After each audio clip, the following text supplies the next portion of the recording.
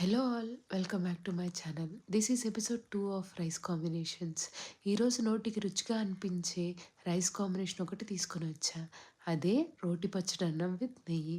నాకు ఒంట్లో బాగాలేదన్నప్పుడు, నోరు చిరాగ్గా ఉంది ఏదన్నా తినాలనిపించినప్పుడు నేను ఇలా చేయించుకొని తింటాను.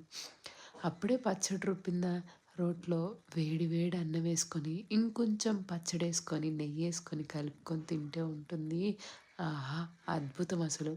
చిన్నప్పుడు మా అమ్మమ్మ వాళ్ళు చెప్పేవాళ్ళు.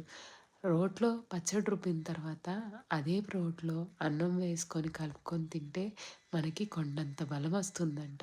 మీరెప్పుడైనా ఇలా తిన్నారా?